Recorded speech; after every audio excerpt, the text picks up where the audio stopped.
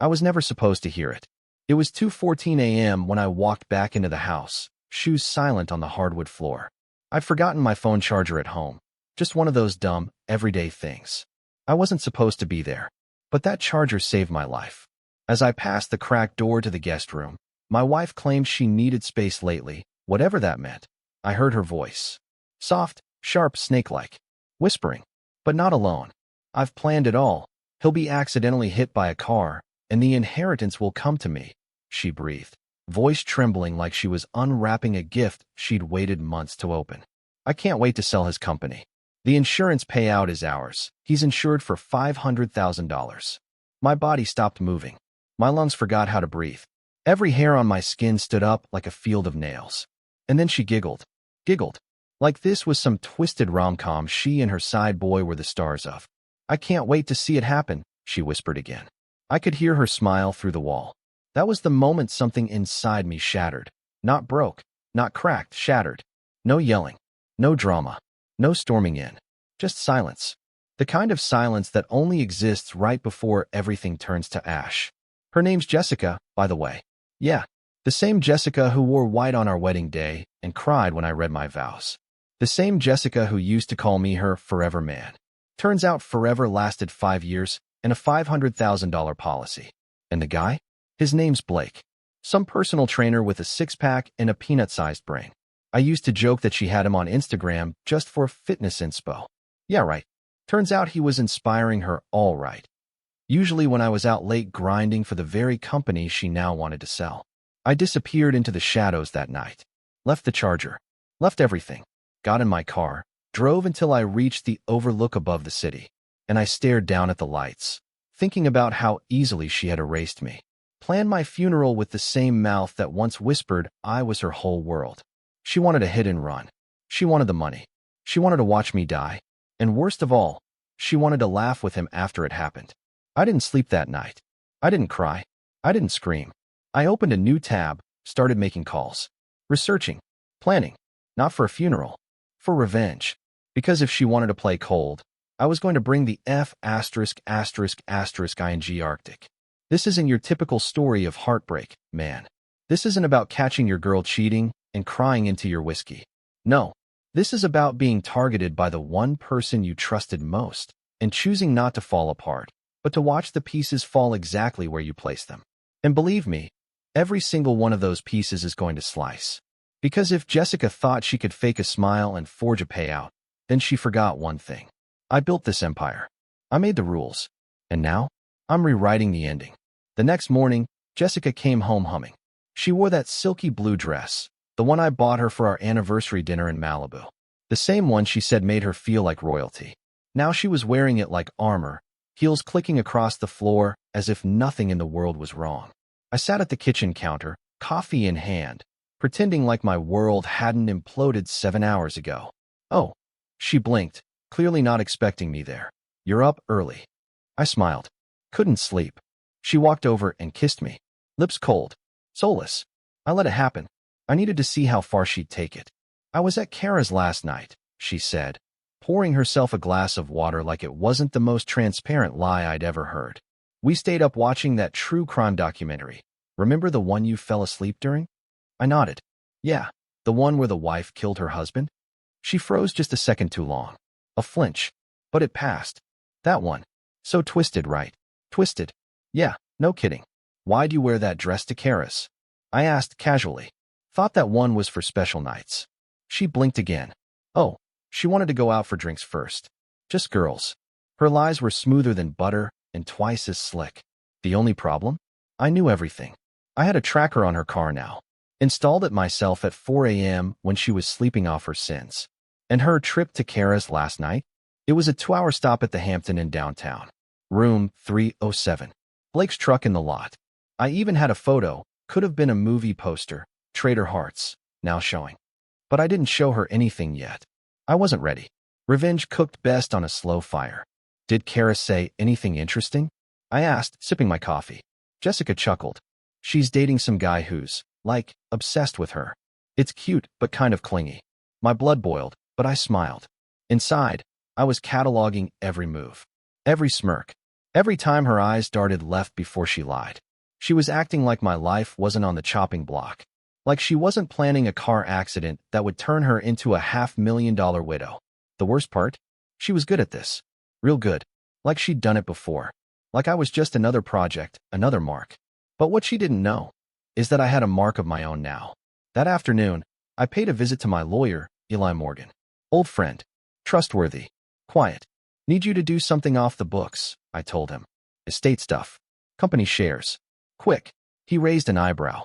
You getting a divorce? Not yet, I said. But I want all my assets frozen. Trusts moved. Company protected. Everything okay? I just smiled. She's about to have the worst week of her life. See, Jessica had forgotten that while she played games with hearts and bodies, I played with power. And I was just getting warmed up. Later that night, she crawled into bed next to me and whispered, I love you. And I whispered back, I know. Because that was the last lie I'd ever let touch my skin. By Thursday, I had already done what most men don't think to do until it's too late. I installed cameras. One in the garage, one above the front door, and a tiny one, the size of a pin tip, right in our bedroom, facing the mirror. The same mirror Jessica loved posing in for her Instagram stories. She thought she was hiding. But now I was watching. I didn't trust my wife. Not anymore. She was a performer now, and I was her silent audience. Every toss of her hair, every mysterious smile at her phone, none of it escaped me. That afternoon, she left for a yoga retreat upstate. Alone, she claimed. Time to reflect, she said. Recharge my energy. I didn't even blink. I simply kissed her forehead like a man who believed in her peace and watched her walk out the door with a weekend bag full of lingerie she never wore for me anymore. As soon as her car turned the corner, I logged into the live feed. 10 minutes later, Blake entered through the garage code. He was laughing, holding a bottle of red wine and a takeout bag. My wife greeted him wearing nothing but the robe I bought her in Italy. The same robe she said reminded her of our honeymoon. They kissed. Loud. Sloppy. Without guilt. Then, they dropped onto the bed like two animals who didn't know the meaning of the word loyalty. And I watched. Not because I wanted to, but because I needed to. Needed to kill the last bit of hope still clawing in my chest that maybe this was a mistake.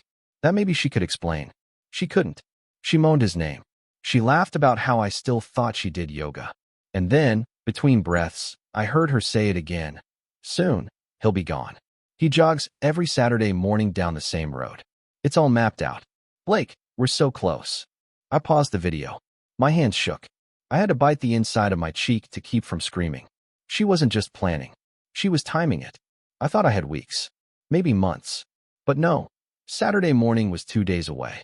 I picked up my phone and called someone I never thought I would, Ruben Voss. Ex-cop, private security consultant, and someone who owed me a favor big enough to keep quiet. You still got friends who don't ask questions? I asked. Depends. What's on your mind, Ethan? My wife's planning a hit and run. I have video.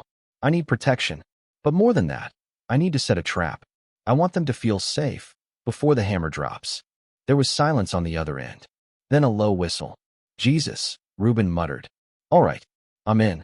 By the time Jessica came back Sunday evening, flushed and glowing with fake spiritual energy, everything was already in motion.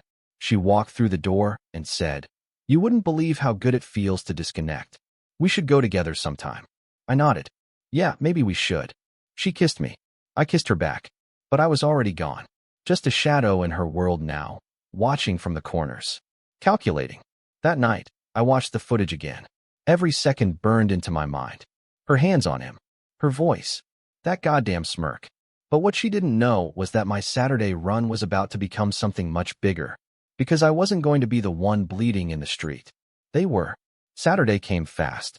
The air was cold that morning, sharper than usual. The kind of cold that sinks into your bones and reminds you you're still alive, at least for now. I laced up my shoes like always, slipped in my earbuds, and stepped out onto the street like the good little husband she expected me to be. Jessica was still in bed, pretending to be asleep. But I saw it, the twitch of her fingers under the sheets. She was waiting, probably texting Blake as soon as I closed the door. I jogged like I always did. Same route, same pace, same turn down Sycamore Drive. Except this time, Ruben was parked one street over. Unmarked SUV. Windows tinted blacker than Blake's soul.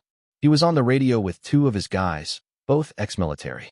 They were positioned on the corners with dash cams rolling and phones recording. One of them had a drone in the sky, tracking the street. Every angle covered. At 7:42 a.m., it happened. A silver Dodge Charger turned the corner too fast. Tires screeched like a horror film. My heart pounded so hard I thought it might jump out of my chest. He was gunning for me. Full speed. For a split second, I froze. That was the plan. Look helpless. Look like prey. But I wasn't. I dove left at the last second, rolled over the curb, landed hard. My shoulder scraped the pavement. Pain shot through me like lightning, but I was alive. The car slammed into the stop sign, metal bending like paper. The driver jumped out, hood up, screaming, SHD, SHD. It was Blake. No mask, no gloves, just raw stupidity and sweat. He was pale, shaking, didn't even see Ruben's men surround him. By 7:46, he was in cuffs.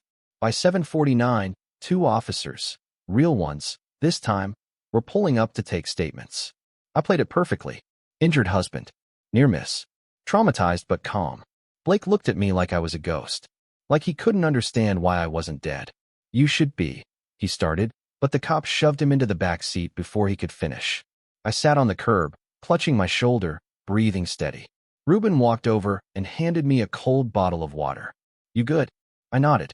She's next. By 9 a.m., Jessica was already at the hospital. She came rushing into the ER room in yoga pants and a fake look of panic. My shoulder was in a sling. Nothing broken, just bruises. Oh my God, she gasped, throwing herself onto the bed. I got your text. I can't believe this happened. Who would do something like this? I stared at her. Just stared. She was shaking all over. Not from fear for me. No, from fear her plan failed. I leaned forward slowly, our faces inches apart. Her perfume smelled like expensive lies. Didn't you say I always take that turn at 7:40 sharp? I asked. She blinked. Once. Twice. Her lips parted. What? That's what you told Blake, right? I continued, voice low. Because I watched the footage. You know, the one where you two discussed my death like it was dessert. Her face lost all color. You're lying, she whispered, eyes darting around the room like someone looking for the fire escape. No, Jess, I said, finally letting my voice drop to a chill. You are. And you've run out of time. She stood there, frozen, for a long second, then turned and bolted out the door. That was the last time I saw her in person. She never made it home. She didn't know that Blake had already confessed, that he'd broken down the minute the cuffs clicked and started naming her in every word he could gasp through the tears. And me? I walked out of the hospital with my arm in a sling and my freedom in the other hand. But it wasn't over. Not even close. Now it was time to burn everything she ever loved. By Sunday morning, Jessica's face was already on the news. Not front page, yet, but a scroll beneath the screen. Local man survives targeted car attack. Police investigating connection to family dispute. She was smart enough to vanish before they knocked on the door, but not smart enough to realize I'd already iced every bank account she had access to. Every card she tried would flash red. Every dollar she thought was hers was gone. Shifted into trusts under my sister's name. An illegal firewall that would take 10 lifetimes to crack. I filed for divorce Monday morning. Grounds: attempted homicide, infidelity, and conspiracy. The clerk looked up from the paperwork when she saw the stack of evidence I placed on the counter. USB drives, photographs, transcripts. This one of those cases? She asked, raising an eyebrow. I smiled. You have no idea. Meanwhile, Jessica was trying to text me like nothing happened. Jess, please, we need to talk. This isn't what you think. Jess, they're twisting what he said. I didn't want you dead. Jess, you're scaring me. Good. I wanted her scared. I wanted her to sit in some cheap motel room with flickering lights and mold on the ceiling, clutching her phone like it was the last thread holding her fake world together. Because I wasn't just taking back my life. I was flipping the whole damn script. And the best part? She gave me every tool I needed. I had a friend at a marketing agency, Riley, who owed me big from our college days. He helped me push the story through the right channels. Not just news. Viral news. Suddenly, her face was everywhere. Her and Blake, caught on candid footage, planning my funeral like they were setting up a surprise party. One caption read, Yoga wife from hell, plans husband's death for insurance money, gets exposed by hidden cameras. Her Instagram, once filled with sunset shots and fake deep quotes, exploded with hate comments. Murder Barbie. Hope orange is your color. How many poses in prison? The influencer life she loved? Gone. Her manager dropped her. Sponsors vanished. Even her favorite wellness brand posted a statement. We are deeply disturbed by the allegations involving Jessica Morgan and are ending our collaboration effective immediately. Blake, on the other hand, was rotting in a cell. He tried to get a deal, claimed Jessica manipulated him. But the footage didn't lie, and I made sure the DA got it gift-wrapped with timestamps and a pretty bow. By the end of the week, both of them were charged, attempted murder and conspiracy to commit insurance fraud. But even that wasn't enough for me. Because this wasn't just about survival. This was about revenge. See, there was one thing Jessica forgot. Our honeymoon cabin. Tucked away in Colorado, 3 hours up the mountain. No cell signal. No neighbors.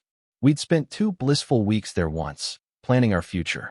She called it our heaven. So I sold it. To a demolition company. Cash.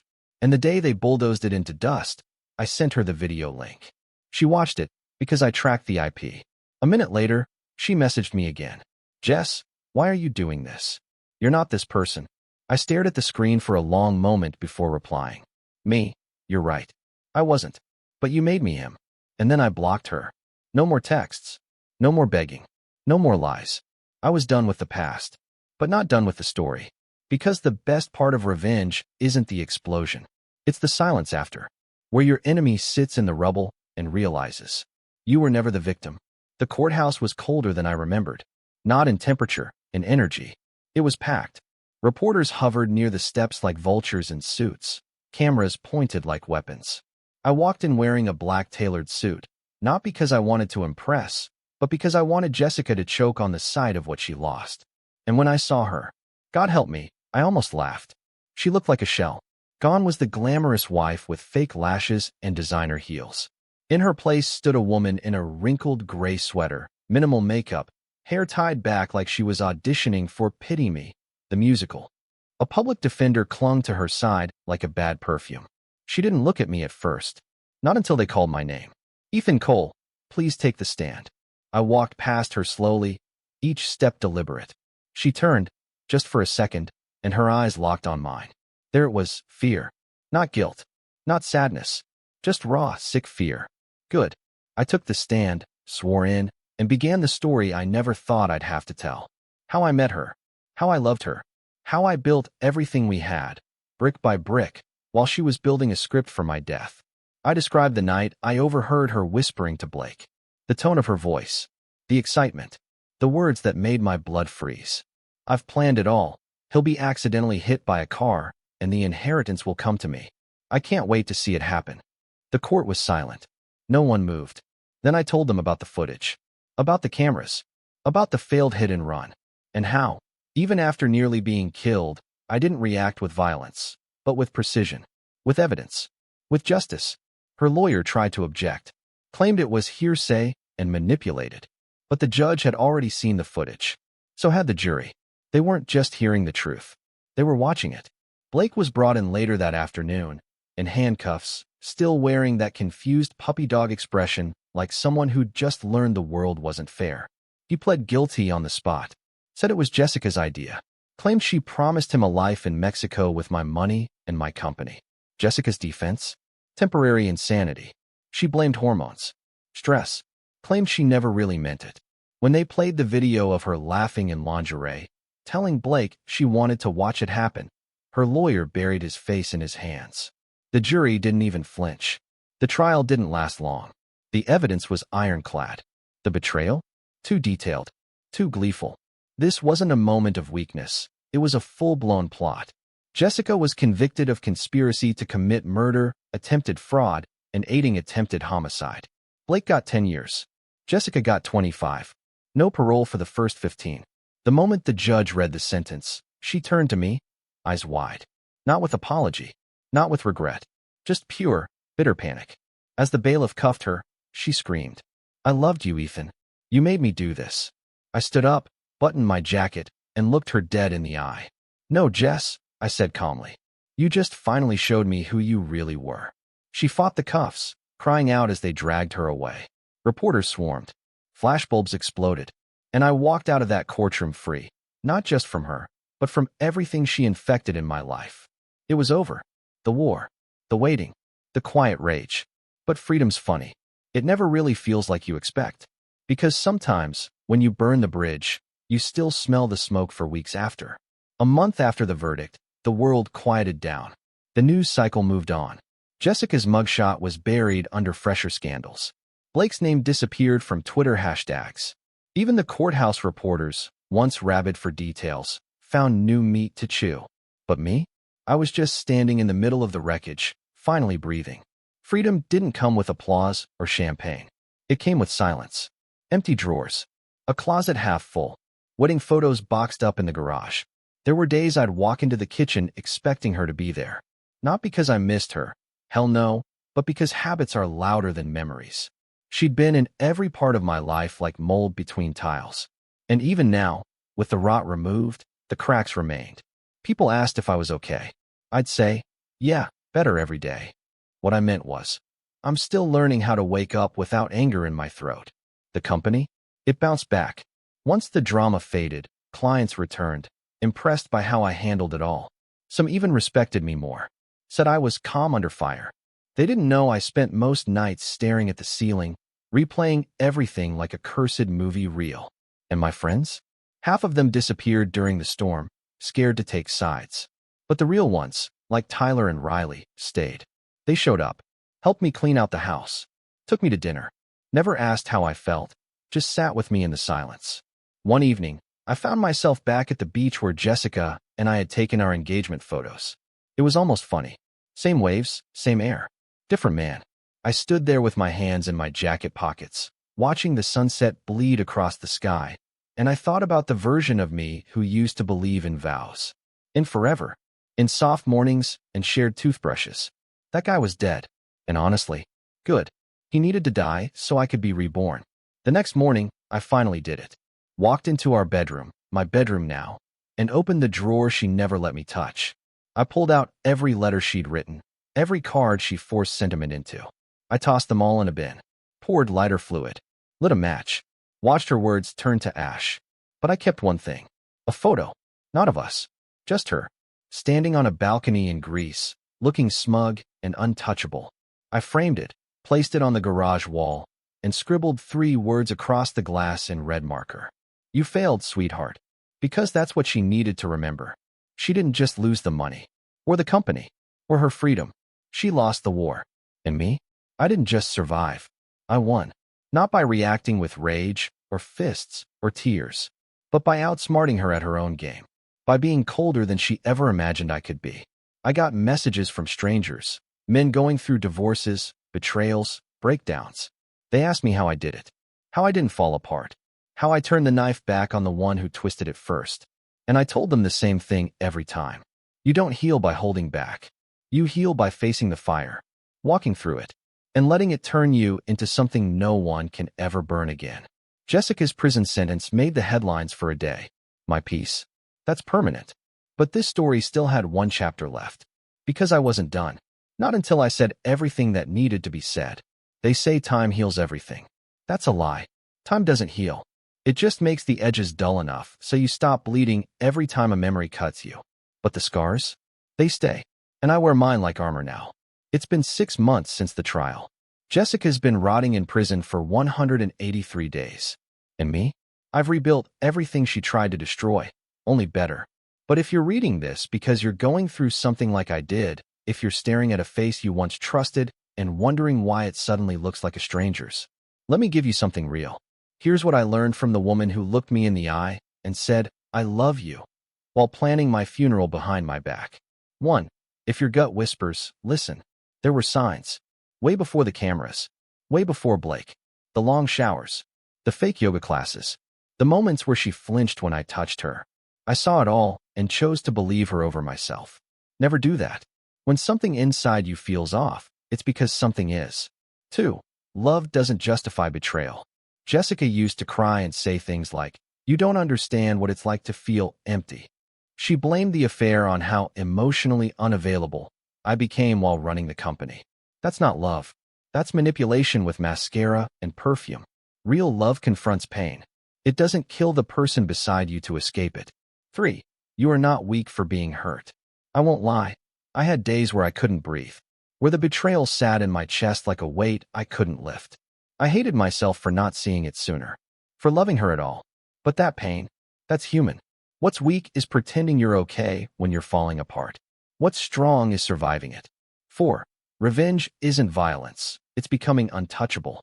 People expected me to lose it, to snap, to hit Blake, to scream at Jessica in court.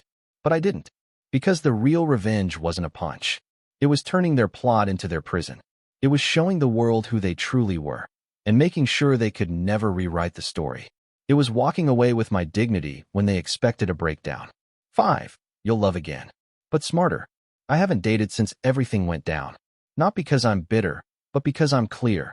Clear about what I want, what I deserve. The next woman I let into my life won't be allowed to hide behind pretty words and fake promises. She'll have to come real, or not at all. You see, when Jessica whispered to her lover about the plan to watch it happen, she didn't just try to kill me. She rebuilt me. Stronger, colder, sharper. She taught me how dangerous blind trust can be. And she reminded me that sometimes the monster doesn't break into your home. It kisses you goodnight. But if you're sitting in the dark right now, wondering if you'll ever get out, if you'll ever stop hurting, listen to me. You will. You'll wake up one morning, and her name won't taste like poison anymore. You'll stop looking for answers in old messages.